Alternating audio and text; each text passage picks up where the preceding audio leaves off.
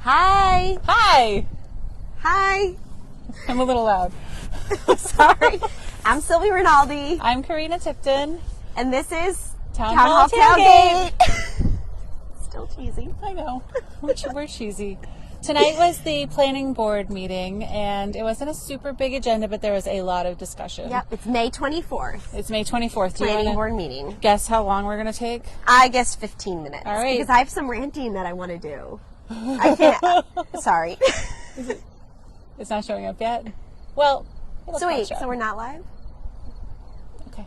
Oh, okay. Okay. We're just going to go like we're live. It'll catch up. Okay.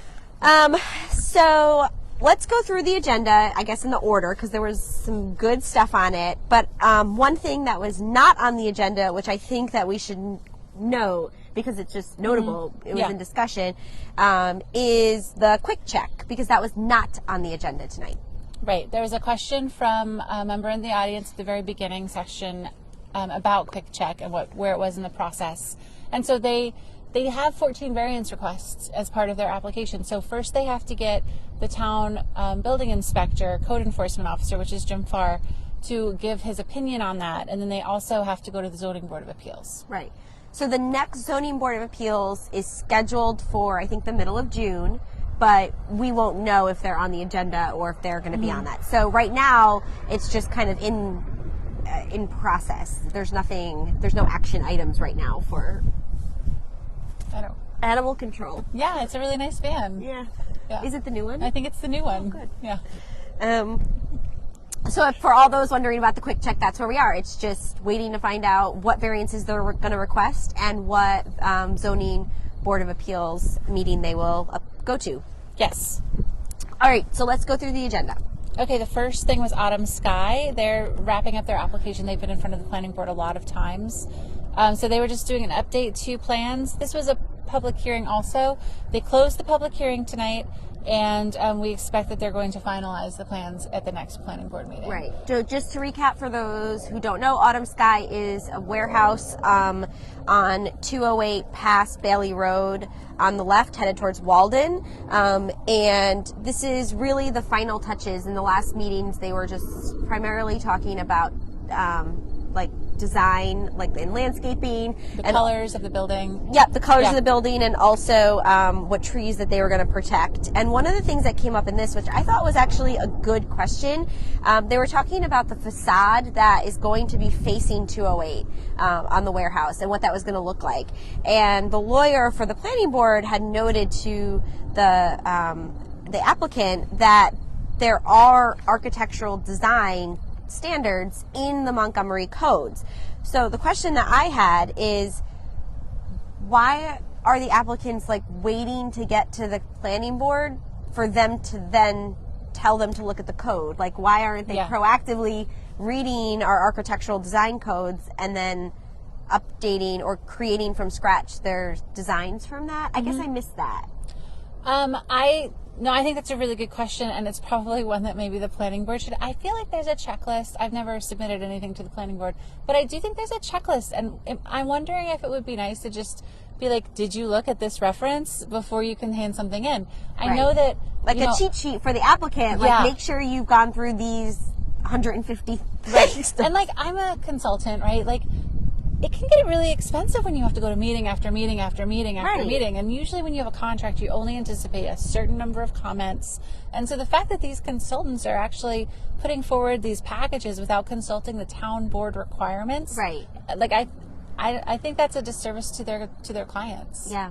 No, I thought that was a good, I just thought that was really interesting, and I would feel like they could be more efficient if they went and put their design standards like up front when they just submitted the site plan. Yeah. I've been watching like the quality on 17K that's getting built right there, and what started as a big metal building, but now they've really been adding the architectural elements, and it definitely makes a difference. So yeah. All right, so that's Autumn Sky, which is not autumn or sky.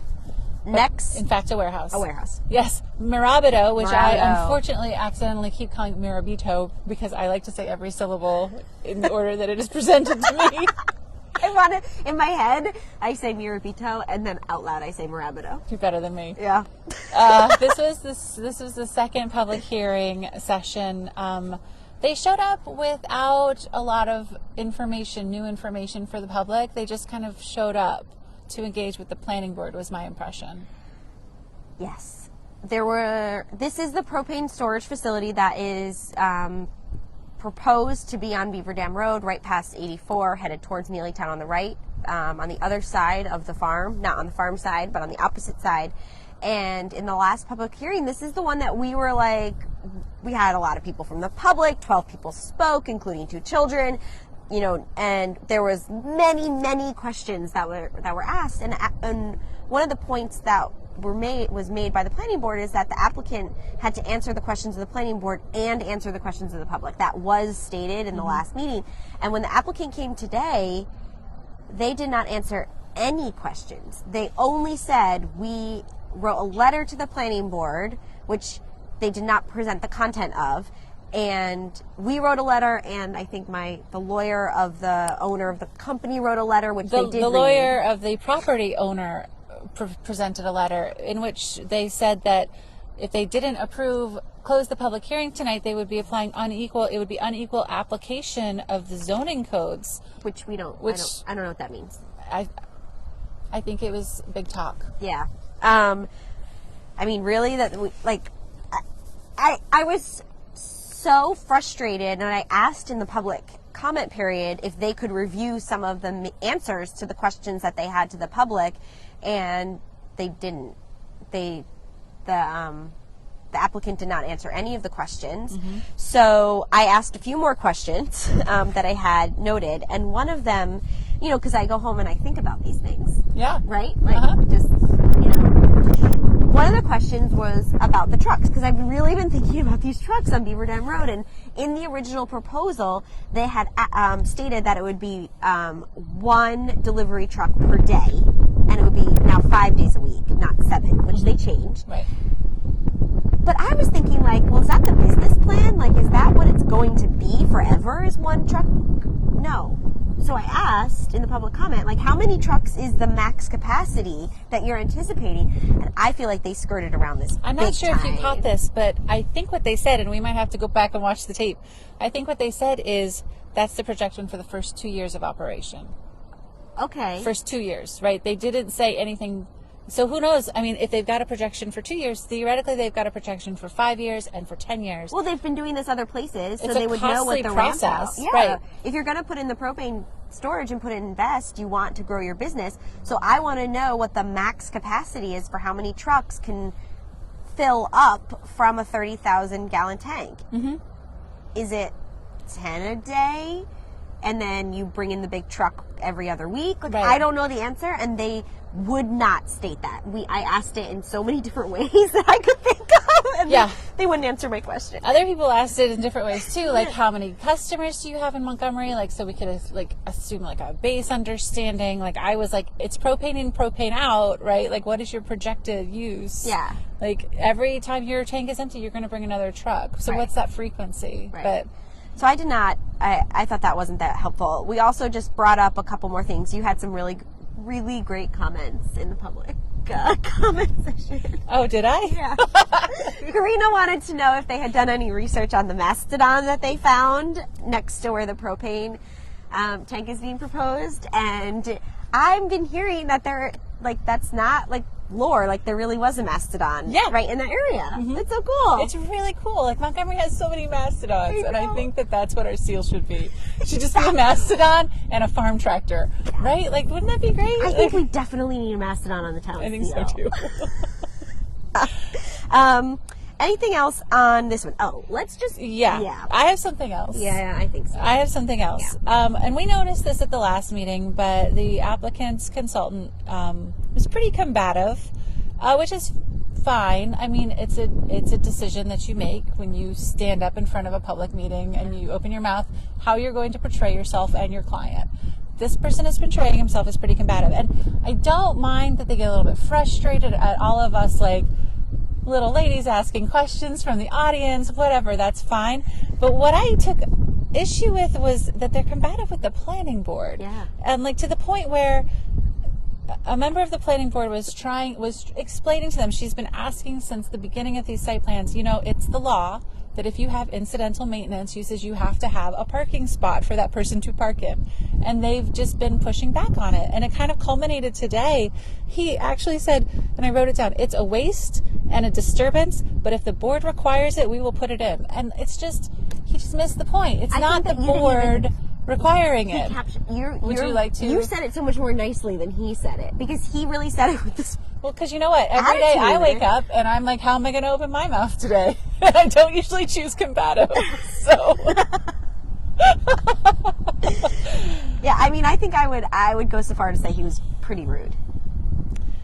Yeah. And I think that even as members of the public in the audience, we were just kind of looking at each other like, is he really being this disrespectful to the planning board in his tone and his comments when they were just asking him to follow standards that were set in their own guidelines and laws. Yeah. I did at the beginning of the meeting, I did ask the planning board to consider doing a full environmental impact statement, which is a much more exhaustive evaluation of all of the potential impacts that this development will have. And it includes a public scoping session where the public gets to stand up and say, I need to know more about these 25,000 things. It all gets wrapped into this document. That document dictates exactly what has to go into this doc. It can take a while. It might be like a 9-month process to create this document. But considering that we're talking about really heavy trucks, an uncertainty around how many trucks are actually going to be accessing Beaver Dam Road over time. Right. Like there's no traffic study that's been done. There's no noise study that's been done. They provided a draft, a fire suppression plan, like a model, typical fire. Is it a standard one? Yeah, that they have used at other locations. Like, I just think there's still a lot of open issues. And one of the residents on Beaver Dam Road spoke up. And like at the end of the day, what families are concerned about, like the trucks are going to be crappy, right? Nobody wants to look out their backyard at a propane tank. What they're concerned about is a fireball. Yeah. They're concerned about an explosion. Yeah. They're concerned about the fact that they may die, or that they have to worry about their kids riding their bike down the street and running into a really serious accident. And I think it's worth taking those concerns very seriously. And there are so many of those concerns that if we need to go to a more formal environmental impact study, it's merited. It's merited. I agree. More to come. ... Oh, so this one has been, the public hearing was not closed. Right. It remains open. The next session will be June 14th at around 7:45 because UNFI is going to be at that hearing as well. So you've got 2 Beaver Dam projects so far on the agenda, June 14th. And we're going to talk about a third just right now. That was a good segue. Thank you. Okay, Speaking of which, we're already at 15 minutes. We had a lot to say for that one. These are big projects. It's a big deal. And this is a big one, this next one. So this project was the first presentation that's coming to the planning board. They have not come to the planning board before. They are called the RDM group. Now, for those that have been following on the town board side, RDM is proposing warehouses to be built on a piece of property that is diagonal and it cuts across between Neelytown and Beaver Dam Road. And they had requested from the town a waiver to build a warehouse during the moratorium, and the town board granted them this waiver. So that is why we have I think it's one of the warehouses is almost 700,000. Yeah, 692,000 square feet. That is on the planning board, which would not have moved forward if the town had not granted the waiver. But the waiver was granted, so here we are with the initial presentation of RDM to the planning board. Because that was everyone's going to ask that question. Yeah, why I thought we had a moratorium. Yeah. So if we do, there was a waiver. Yeah. So this was their first presentation, and what did you think?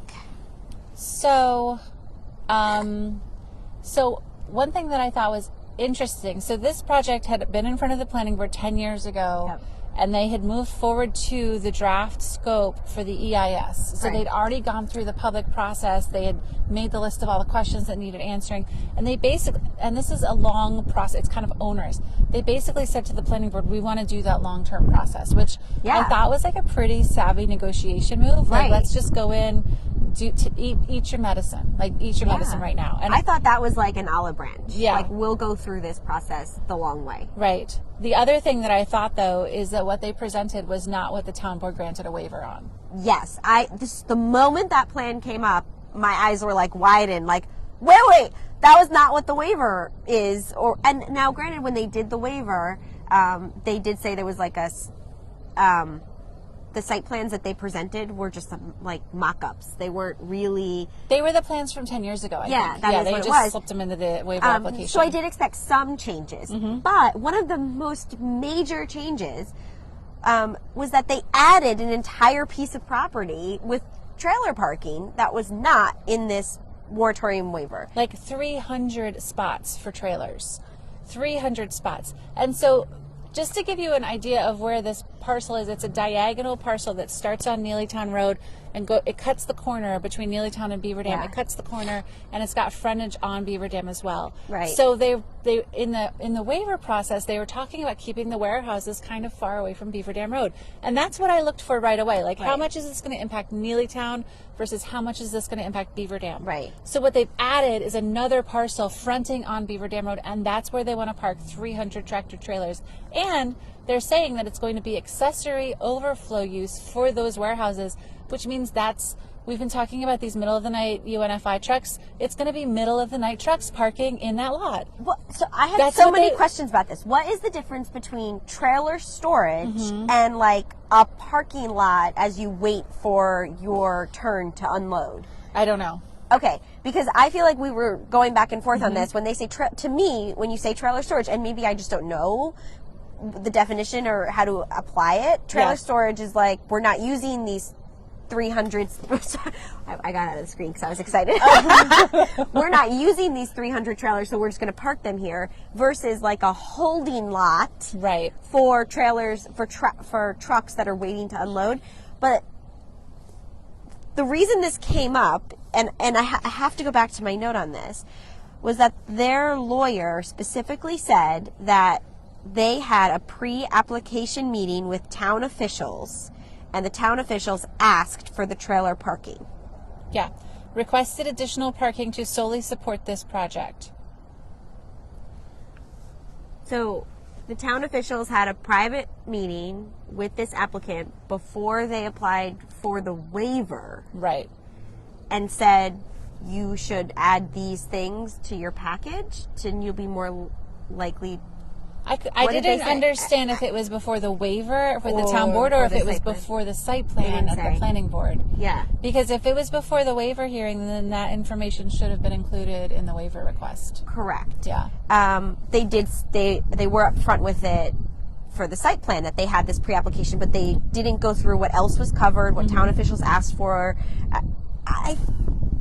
That just doesn't, like, I see that as a town we want to make sure that there are things that kind of are appropriate for our town or help out our town, but where is that line between having like pre-application meetings? Because if you kind of say like, if you give us this before something's approved, doesn't it seem like you would be then obliged to approve it?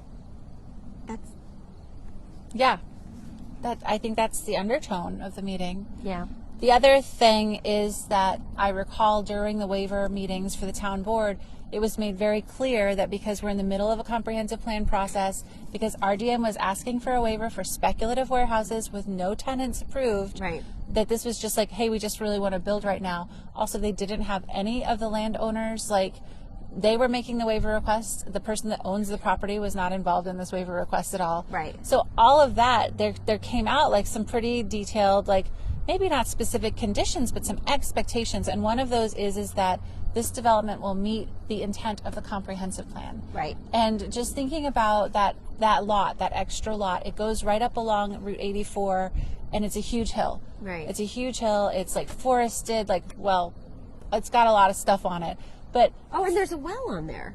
Isn't there a town well right there? It's right next. It's across the street. No, it's there's across a water tower. Oh yeah, there is a water tower. I don't remember. Yeah. I forgot. Can't forget that. We should look into that. Yeah, there's a water tower. Yeah, there's a water tower. So, like, the comprehensive plan has got conditions about tree removal. It's got conditions about sound buffering zones for properties, steep slope protection. This is a hugely steep slope. Yeah. Like, there's a lot of things. Grading activities. They're going to have to cut down. I estimated from looking at the plans, like a 65-foot cut to make a flat parking lot. They're going to have to cut 65 feet of dirt out. Yeah, when I was looking at the topography map, it was like line as like this big hill was. And then the parking lot in their plan was just like on top of that, and it didn't. So I'm like, are they just going to blow up the mountain? Like, Yeah. I mean, I sat through those waiver meetings for the town board, and I was also there when they said that they were going to, you know, this company was supposed to be a friend of the town of Montgomery. And one of the questions I had is, well, are they going to be required to follow the updated land use regulations? And the answer at the time was yes, because in theory, these land use regulations should be approved prior to this site plan going through. So we are getting very close in this time frame right now because the comprehensive plan is in the process of getting approved. They've now submitted their initial, spec design. I don't know what else to call it. So where are we? But they didn't even try, in my opinion, to apply the comp plan to their site. They just didn't even acknowledge it. And I just thought that was, I was really disappointed. Yeah, I'm disappointed by that, and I'm disappointed that it feels pretty tone deaf that when people that literally live on Beaver Dam Road are complaining about trucks queuing on Neelytown Road, that their answer is like, well, we'll just put a big parking lot on Beaver Dam Road across the street from the people that are complaining's houses. I don't. Well, it also, I guess the other thing is that it seems like the trailer parking was proposed so that there would be no trailers queuing or parking on Neelytown Road. Right. But that parking lot that they're proposing is not going to be used for those trailers. No, it's just the warehouse itself. It's not going to take away from anything that is bad. So it won't solve any problem. It just won't cause any more harm. Correct. Yeah. But it seemed like the way they were saying it is that this would solve the problem with the UNFI trucks being pulled up, but actually it won't. No. Because they're not going to let other warehouses park their trucks there. Right. And I just want to point out to you that these warehouses are speculative at this time. Yep. The planning board's consultant asked that question specifically for the public. So, hey, public. Speculative at this time, driven by consumer and e-commerce needs, and they expect tenants will become known shortly into this process. And I was thinking, like, some new folks moved into the house across the street from me, and, like, they've just moved in. There's like Amazon vans that make Amazon deliveries now. Because I was such a jerk about sailfish, I stopped buying from Amazon. So I just haven't. So I didn't realize. I still thought they all came through the mail. So now that they come from the New Windsor, I think. They put up the new. And so I'm thinking, if this is another e-commerce facility, it's going to be Amazon vans, right? And if they're local deliveries, then they're not going to have to stay off of Beaver Dam Road. Oh God. And because it's a speculative tenant, I don't know if the planning board can't. Does any other company other than Amazon have their own trucks? I don't know. Oh, okay. I don't know. We could look that up. I think Amazon is a pretty big company, though. Yeah, but they're already. You think they're gonna? No. Yeah, I do. Yeah. They even want to be closer to your house. I know. They're gonna put their new warehouse on 17K, and then they're like, "We just want one. We want to be even closer to Karina." Those warehouses that are go in on the edge of the village of Montgomery are going to be Amazon warehouses. Just wait and see, because of me.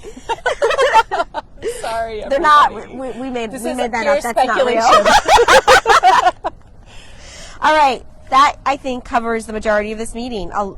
Yeah, there was two extensions. One was for the 915-17K, which is the Saborski property, Skibitsky property, and that had been in front of the planning board for 2 years. Yeah, I remember that. And so I guess they needed a 90-day extension to finish up some documents for their subdivision or something like that. All right. Well, where can I see more of you this week, Karina? You can find me on the internet. You can look for me at Karina for Montgomery, either .com, Instagram, or Facebook. And where can I find you? I am also on the internet. on social media, on Facebook at Rinaldi for Montgomery, Instagram the same, or you can look at my website, which also has a lot of the same content. But if you don't have social media, number one, you're not watching this live stream probably, but you can find it on rinaldiformontgomery.com. Nice. So we'll see you at the next meeting. Yeah. Bye. Bye.